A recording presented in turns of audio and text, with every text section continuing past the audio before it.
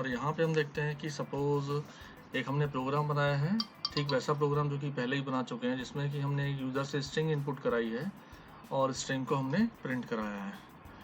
तो बिल्कुल ठीक स्ट्रिंग अभी तक प्रिंट होती थी, पर यहाँ पे हमने जो स्ट्रिंग इनपुट की है इसमें थोड़ा सा चेंज किया है। इसमें हमने क्या किया है, जो स्ट्रिंग इनपुट की है उसमें जैसे किसी पर्सन का नाम लिखा है तो नाम हमने कंप्लीट नेम लिखा है, मतलब कि कोई स्ट्रिंग इनपुट की है जिसमें बीच में क्या है, स्पेसेस भी हैं। तब आप देखोगे कि जो आउटपुट आएगा उसमें क्या आएगा, आउटपुट में सिर्फ जैसे हमने स्ट्रिंग इनपुट की है राजकुमार, तो आपका आउटपुट में क्या आएगा, सिर्फ स्ट्रिंग की वैल्यू राज आएगी। देन व्हाट अबाउट कुमार, तो ये पूरी स्ट्रिंग क्यों नहीं आई। तो यहाँ पे इसको पहले एक बार चला के देख लेते हैं। जैसे कि एक स्ट्रिंग हमने इनपुट की है, प्रोग्राम जो है पुराना, उसमें मैं करेक्शन कर ले रहा हूँ।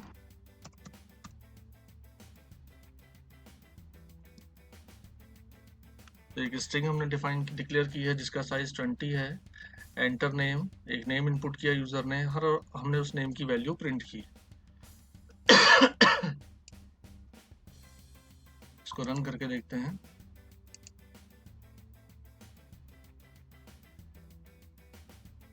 स्ट्रिंग हमने इनपुट की मोहन, तो आउटपुट बिल्कुल ठीक आया, ठीक है ना।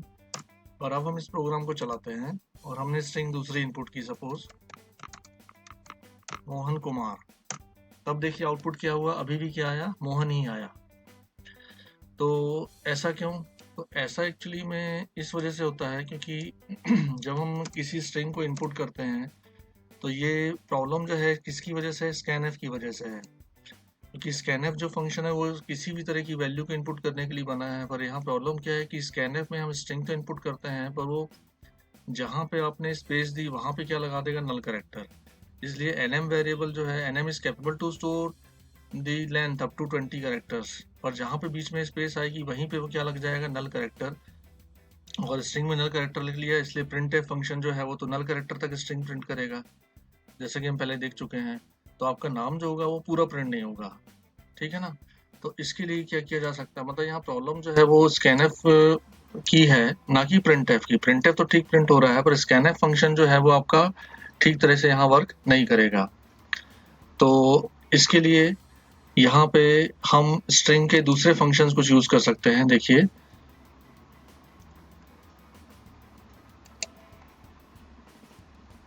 ये है आपके स्ट्रिंग फंक्शन। दो स्ट्रिंग फंक्शंस होते हैं, कि आपका गेटस और एक है पुटस, मतलब gate string and put string.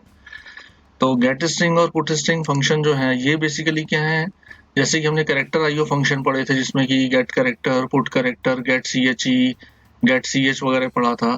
तो वो कैरेक्टर आईओ फंक्शन जो थे वो स्पेसिफिकली ये कैरेक्टर को इनपुट करने के लिए बने थे। पर यहाँ पे जो ये जो फंक्शन है गेटस और पुटस, ये भी आईओ फंक्शन है, पर स्पेसिफिकली किस लिए है, स्ट्रिंग के लिए है। देखिए प्रिंटएफ और स्कैनएफ भी आपके क्या है, आईओ फंक्शंस हैं, पर प्रिंटएफ और स्कैनएफ जो है वो किसी भी तरह की स्ट्रिंग को इनपुट कर सकते, किसी भी तरह की वैल्यू को इनपुट कर सकते हैं, चाहे वो इंटीजर हो, फ्लोट हो, कैरेक्टर हो या स्ट्रिंग हो, मतलब वो जनरल पर्पस आईओ स्टेटमेंट है। पर गेटस और पुटस जो है वो आपके स्ट्रिंग आईओ, जो आईओ फंक्शंस हैं वो स्पेसिफिकली स्ट्रिंग के लिए बने हैं। तो यहाँ पे यदि हम गेटस की स्कैनएफ की जगह गेटस का यूज करें, देखिए यहाँ पे मैं यदि स्कैनएफ की जगह गेटस का यूज करूं और उसके बाद मैं प्रिंटएफ से इसकी वैल्यू प्रिंट करूं, तो आउटपुट आपका बिल्कुल ठीक आएगा। और प्रिंटएफ का यूज नहीं करना है तो आप इसकी जगह पुटस का भी यूज कर सकते हैं, क्योंकि प्रॉब्लम यहाँ पे पुटस की नहीं है, मतलब प्रिंटएफ की नहीं है। आप प्रिंटएफ यूज करो या पुटस यूज करो, ये आपके ऊपर है, दोनों सेम काम करेंगे। पर ये फॉर्मेटेड स्ट्रिंग के लिए है, मतलब आपको साथ में कुछ मैसेज वगैरह भी देना है, तो आप इसका प्रिंटएफ का यूज कर सकते हो। जबकि पुटस यूज करोगे तो बीच में आएगा सिर्फ आपका वेरिएबल नेम। बस स्कैनएफ की जगह क्या यूज करना पड़ेगा हमको, गेटस। तो गेटस का जो सिंटेक्स है वो बेसिकली ये है, गेटस और बीच में हम लिखते हैं कोई स्ट्रिंग टाइप वेरिएबल। और ठीक इसी तरह से पुटस फंक्शन भी जब यूज करेंगे तो यहाँ पे भी हम क्या लिखेंगे, कोई स्ट्रिंग टाइप वेरिएबल।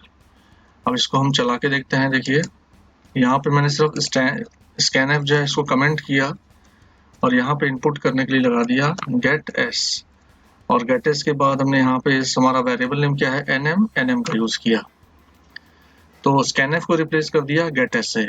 अब इसको चला के देखते हैं। तो अब देखिए आप स्ट्रिंग इनपुट करेंगे, हमने जैसे इनपुट की मोहन कुमार, तब आपका जो होगा वो क्या होगा, नाम पूरा आएगा। तो बेसिकली जैसे कि एड्रेस हो गया, आप यदि एड्रेस इनपुट कराना चाहते हो तो एड्रेस में डेफिनेटली क्या होंगी, स्पेसेस होंगी बीच में। नाम कंप्लीट लिखेंगे तो बीच में स्पेसेस होंगी, तो वहां पर आपको गेटएस फंक्शन का ही यूज करना पड़ेगा। इवन यदि आप C++ में भी काम कर रहे हो तो C++ का जैसे आपको मालूम है कि जो इनपुट स्टेटमेंट है Cin, वहां पे Cin भी आपका प्रॉपरली वर्क नहीं करेगा, वो भी सेम प्रॉब्लम देगा, तो वहां पे भी हमको गेटएस का ही यूज करना पड़ेगा। और इस फंक्शन की डेफिनेशन कहाँ पे होती है, आपकी stdio में ही होती है, कोई अलग से हेडर फाइल इंक्लूड करने की जरूरत नहीं है। पर यदि हमको मालूम है कि स्ट्रिंग जो हमारी है एक्चुअल में वो सिंगल वर्ड है, ठीक है ना, तब वहां पे आप scanf का भी यूज कर सकते हैं। और यहाँ पे देखिए printf की जगह यदि मैं गेटएस यूज करना चाहूँ, पुटस यूज करना चाहूँ तो पुटस भी यूज कर सकता हूँ, पुटस। तो आपका जो क्या होगा इसमें प्रोग्राम में नंबर ऑफ, तो थोड़ा सा प्रोग्राम छोटा बन जाता है कि पुटस लिखना ज्यादा इजी पड़ता है एज कम्पेयर टू printf, क्योंकि यहाँ पे आपको मोड स्पेसिफायर मेंशन करने की जरूरत नहीं है। अब हम रन करके देखते हैं प्रोग्राम को, तो देखिए अब हम यहाँ इनपुट करते हैं, आपका आउटपुट बिल्कुल ठीक आएगा। तो नॉर्मली स्ट्रिंग के केसेस में आप ध्यान रखिएगा कि कभी भी आपको स्ट्रिंग इनपुट करनी है तो आप हमेशा गेटएस का ही यूज कीजिए, और प्रिंटफ के लिए आपके पास चॉइस है कि आप प्रिंटफ का यूज करना चाहते हैं प्रिंटफ का करिए, और यदि पुटस का यूज करना है तो पुटस का कीजिए, ठीक है ना। इसके बाद हम आगे बढ़ते हैं और आगे देखते हैं स्ट्रिंग इनिशियलाइजेशन। जैसे कि हमने एरे में भी इनिशियलाइजेशन देखा था कि किसी भी तरह के एरे को हम इनिशियलाइज कर सकते हैं। तो इनिशियलाइज करना मतलब क्या है कि उसमें बिफोर एग्जीक्यूशन कुछ वैल्यू इंसर्ट करना, ठीक है ना। बिफोर एग्जीक्यूशन वैल्यू इंसर्ट करना क्या कहलाता है, इनिशियलाइजेशन। और दूसरी नॉर्मल केस में हम क्या करते हैं, प्रोग्राम को रन करने के बाद उसमें वैल्यू इनपुट करते हैं। तो जैसे कि एग्जांपल है आपका यहाँ पे लिखा है character nm8 is equal to Mohan, ठीक है ना। तो यहाँ पे आपका 8 कैरेक्टर का एक अरे डिक्लेयर होगा, उसमें आपका मोहन स्टोर होगा, जितनी स्पेस रिक्वायर होगी स्टोर होगा, और उसके बाद क्या लग जाएगा, नल कैरेक्टर। पर यहाँ पे नॉर्मली जब स्ट्रिंग आप इनिशियलाइज ही कर रहे हैं तो आपको साइज मेंशन करने की जरूरत नहीं है। आप यहाँ स्ट्रिंग को इस तरह से इनिशियलाइज कर सकते हैं, कैरेक्टर nm और सिर्फ स्क्वायर ब्रैकेट को आप ओपन और क्लोज कर दिए, जो कि एक्चुअली में सी में एरे का साइन है, और यहाँ पे लिख दीजिए आप स्ट्रिंग, जो भी स्ट्रिंग हो। तो इससे फायदा क्या होगा कि इस स्ट्रिंग को जितने भी कैरेक्टर रिक्वायर होंगे उतने कैरेक्टर का आपका एक अरे डिक्लेयर हो जाएगा, और उसके अंदर क्या स्टोर हो जाएगी, आपकी स्ट्रिंग। तो इसमें जो यहाँ पे जो एक्स्ट्रा स्पेसेस जो आपकी वेस्ट हो गई थी, यहाँ आप उस एक्स्ट्रा स्पेसेस से बच सकते हो। क्योंकि देखिए जब यूजर से वैल्यू इनपुट करानी है तब तो हमको श्योर नहीं होता कि यूजर क्या एंटर करेगा, कि छोटी एंटर करेगा स्ट्रिंग की, बड़ी एंटर करेगा, तो हम स्ट्रिंग का साइज नॉर्मली बड़ा लेते हैं। पर इनिशियलाइजेशन में तो क्या हम स्ट्रिंग को ऑलरेडी प्रोग्राम में लिख ही रहे हैं, और प्रोग्राम में जब स्ट्रिंग को आप लिख रहे हो तो आपको साइज मेंशन करने की बिल्कुल जरूरत नहीं है। अब यहाँ पे देखिए कि यदि इसी स्ट्रिंग को मैं कुछ इस तरह से इनिशियलाइज करता हूँ,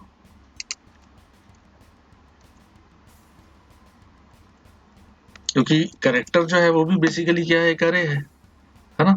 तो कैरेक्टर अरे को मैंने यहाँ पे पूरा मोहन एक साथ लिखा था कि यहाँ पे हमको मोहन को हमने स्प्लिट करके 5 कैरेक्टर MOHAN के फॉर्म में लिख दिया। मतलब 5 कैरेक्टर यदि हम स्टोर करते हैं तो इससे क्या होगा तो इससे होगा कि यहाँ पे भी आपके इन कॉलम्स को मैं डिलीट कर देता हूँ।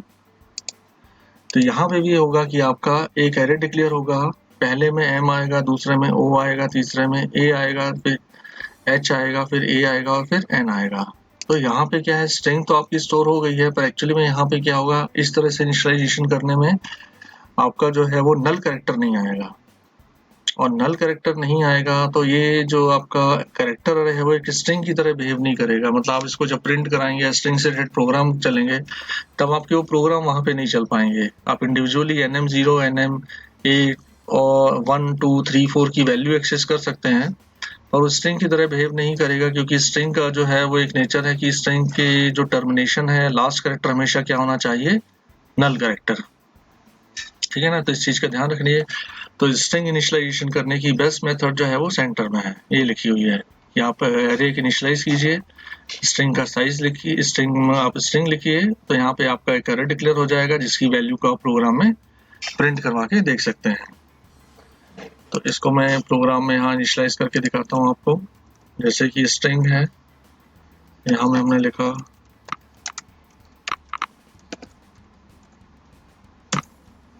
ठीक है ना, यहाँ printf स्कैनर इन सब की कोई जरूरत नहीं है, और सीधा हमने उसकी वैल्यू को प्रिंट करा के देखा।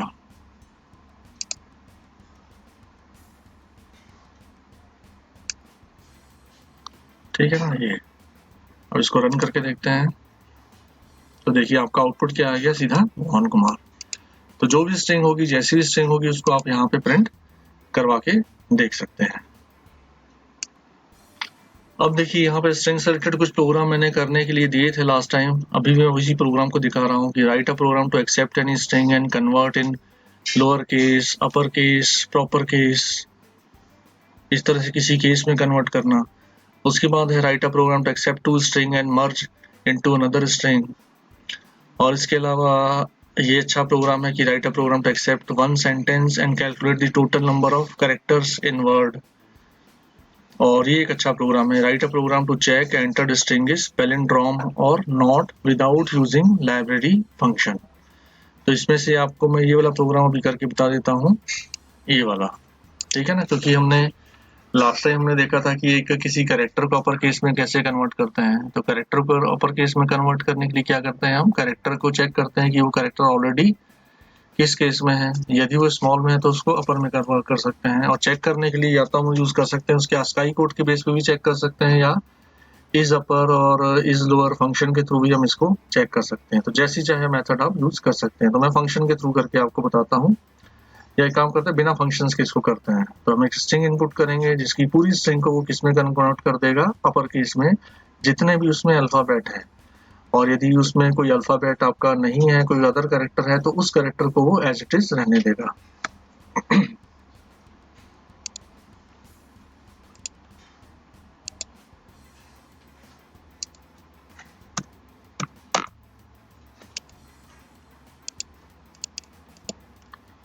तो यहाँ पे हमने सबसे पहले एक एरे डिक्लेयर किया। अब एक इंटीजर टाइप वेरिएबल डिक्लेयर किया आई, क्योंकि स्ट्रिंग में आपको इंडिविजुअल कैरेक्टर को अगर ऑपरेट करना है तो आपको वही फॉर लूप चलाना पड़ेगा नल कैरेक्टर तक। तो स्ट्रिंग हमने इनपुट करा ली गेट एस से, ठीक है ना। अब हम यहाँ लूप चलाते हैं फॉर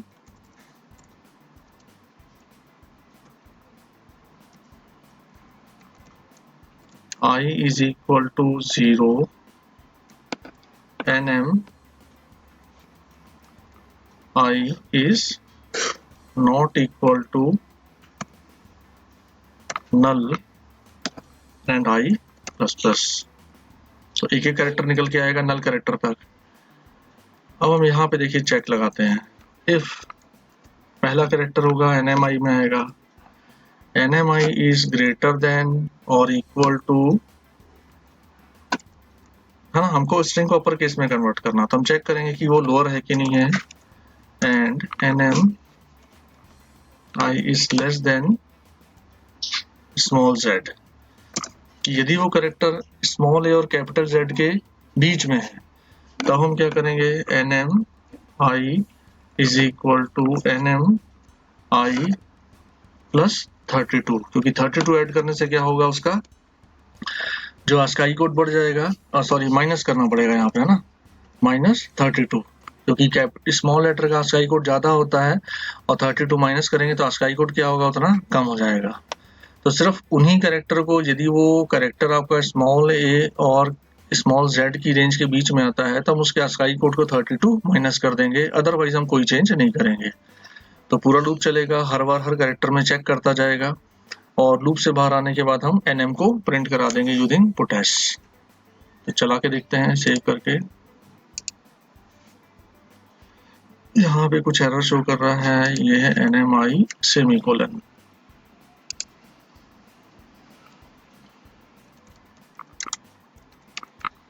मोहन कुमार। तो देखिए आपका आंसर क्या आ गया, ये। क्योंकि कई बार जैसे हम स्ट्रिंग में कुछ इस तरह की भी एंट्री करते हैं, जैसे मकान नंबर लिखना है, तो मैंने लिखा 879/C,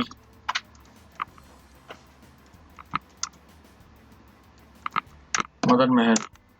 तब आप देख सकते हैं कि यहाँ पे सिर्फ जो कैरेक्टर हैं वो कैपिटल लेटर में कन्वर्ट हुए हैं, उसके अलावा जैसे स्लैश लगा है, कॉमा है, स्पेस है या नंबर है, इनमें कोई चेंज नहीं हुआ है।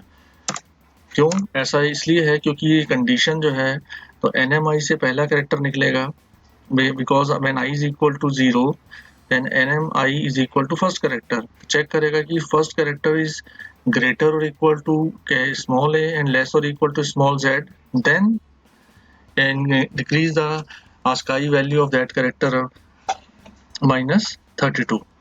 ठीक है ना, सिर्फ तभी वैल्यू माइनस में हम करेंगे जब उसकी जो वो कैरेक्टर जो होगा वो स्मॉल लेटर में होगा, अदरवाइज उसमें कोई चीज कंडीशन अगर फॉल्स होगी तो NMI की वैल्यू जो है वही रहेगी, मतलब बाकी किसी कैरेक्टर में कोई चेंज नहीं होगा। ठीक है ना, तो इसी तरह से जैसे ये किया है इसी तरह से आप बना सकते हैं प्रोग्राम लोअर केस में कन्वर्ट करने के लिए। सिर्फ इस प्रोग्राम में क्या करना है, आपको 32 प्लस करना है। इसी तरह से ये प्रोग्राम जो है इसमें आपको थोड़ा सा सोचना पड़ेगा। देखिए अच्छा प्रोग्राम है कि write a program to accept any string and change in proper case. ये मतलब जैसे मैंने किसी का नाम लिखा है, हो सकता है कैपिटल में लिखूं, स्मॉल में लिखूं या मिक्स फॉर्म में लिखूं, तो आउटपुट ऐसा आना चाहिए, मतलब कि first character of every word is capital, rest are small. Mohan का M कैपिटल, कुमार का K कैपिटल।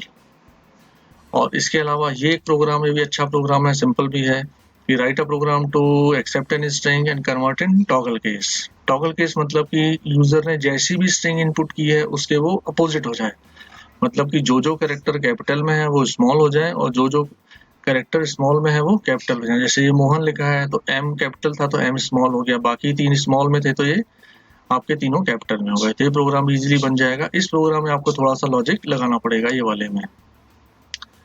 इसके अलावा ये वाला प्रोग्राम भी इजी, इसको आप लोग ट्राई कीजिएगा। और ये प्रोग्राम भी आपका अच्छा है। देखिए इसका मैं लॉजिक बताता हूँ। Write a program to accept an string and calculate the total number of characters and words. तो कैरेक्टर्स मतलब तो बहुत सिंपल है कि आप लूप चलाओगे, नल तक जितने भी कैरेक्टर हैं आप उसको काउंट कर सकते हैं। और वर्ड कैसे काउंट करेंगे, जैसे यही क्वेश्चन है, ये जो क्वेश्चन है या ये जो सेंटेंस है इसमें कितने वर्ड हैं, कैसे काउंट करेंगे आप। तो इसको बेसिकली आप वर्ड वाइज नहीं देखिए, आप यहाँ देखिए कि इस सेंटेंस में कितनी स्पेसेस हैं, 1 स्पेस, 2 स्पेस, 3, 4, 5। तो किसी सेंटेंस में जितनी भी स्पेसेस होंगी उससे एक ज्यादा क्या होगा, आपके वर्ड होंगे।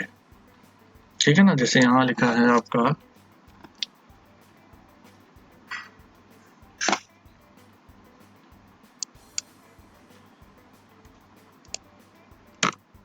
जैसे लिखा हेलो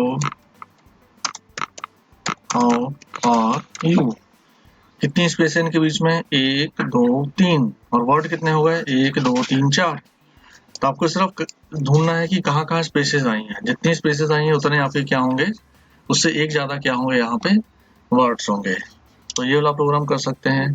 और उसके बाद ये वाला प्रोग्राम भी है आपका अच्छा कि write a program to check enter string is palindrome और not without using any library functions. और इसके बाद इसी प्रोग्राम को हम लाइब्रेरी फंक्शन से भी करेंगे। ठीक है ना, तो ये दोनों प्रोग्राम अच्छे हैं। उसके बाद आप ये वाला प्रोग्राम एक ट्राई कर सकते हैं। ये जैसे हमने पैटर्न बनाए थे नेस्टेड लूप का यूज करके, उसी तरह से हम यहाँ पे पैटर्न बनाएंगे। एक स्ट्रिंग वाला लूप चलाएंगे और अंदर वाला लूप पहले एक बार चलेगा, फिर 2 बार चलेगा, फिर 3 बार चलेगा, फिर 4 बार चलेगा। इस तरह से आपका जो भी स्ट्रिंग हम इनपुट करेंगे उसको वो इस पैटर्न में शो करेगा। तो इन प्रोग्राम्स को ट्राई कीजिए। बाकी 1-2 प्रोग्राम मैं नेक्स्ट क्लास में इसको कराऊंगा और उसके बाद हम पढ़ेंगे लाइब्रेरी फंक्शंस स्ट्रिंग के, क्योंकि लाइब्रेरी फंक्शंस ही बहुत सारे हैं और काफी इंपॉर्टेंट हैं। तो नेक्स्ट क्लास में इन फंक्शंस को हम पढ़ेंगे।